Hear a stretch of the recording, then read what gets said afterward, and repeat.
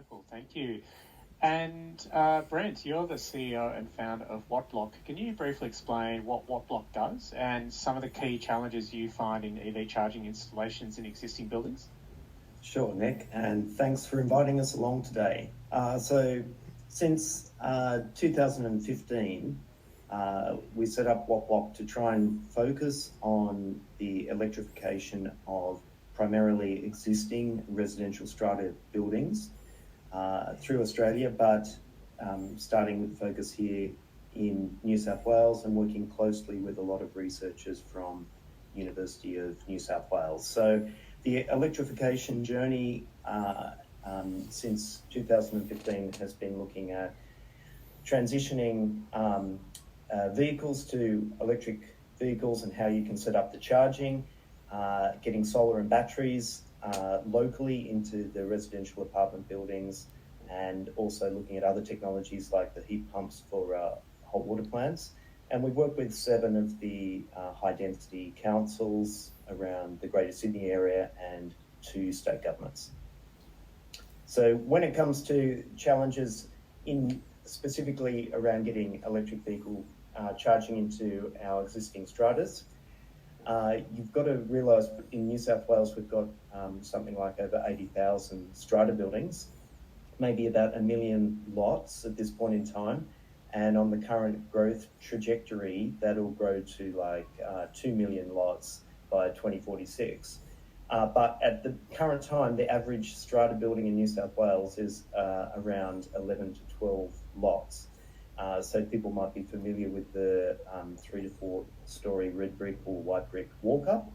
And, you know, a lot of our population lives in this type of housing, and we need meter board upgrades. Not as Ross said, the problem's not with supply upgrades, but we need meter board upgrades and we need smart meters getting rolled out more widely across this population of strata buildings. And we also need more focus on the fire compliance. I'm sure the questions will come in a little bit later in terms of that. And then the funding challenge. So all of these strata buildings, they've got to have their 10-year capital works plan in place, but these are volunteer organisations. People are not paid for being on the strata committees, and they've got a rapid education curve to go through to work out how to navigate and build that roadmap out for getting their building ready for EV charging. We've also run some surveys that show that, particularly as you get very close down to the harbour front in Sydney, sometimes you'll have up to 93% of the residents in the building saying we're in favour of this EV charging, but then the unpacking process and sort of teasing that out into a longer term roadmap and starting small and gradually working the way up, rather than, you know, some buildings don't have $500,000 or $1.3 million to throw into EV charging immediately. So in terms of that mediation, you know, we've found ourselves sitting there between, you know, groups of different owners, you know, most particularly the owner-occupier versus the owner-investor, in mixed developments that have townhouses and some apartment blocks.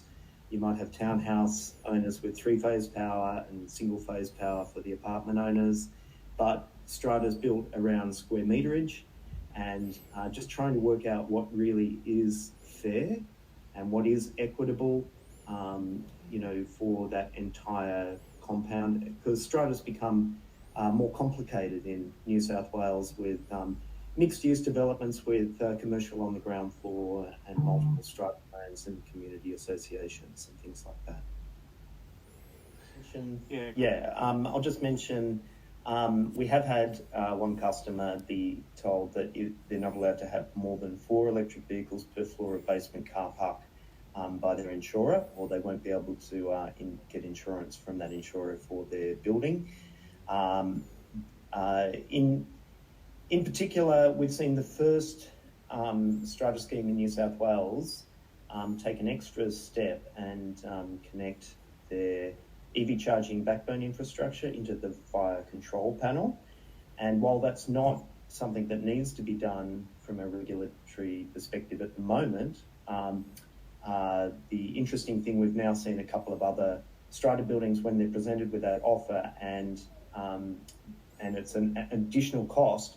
They're thinking that they'll actually spend that money as part of the backbone install, and because it seems fairly likely that down the line that would be like a rational thing that would come in as part of the regulation. And Brent, what about yourself? If you look over the next 10 or 20 years, what sort of innovations can you see on the horizon?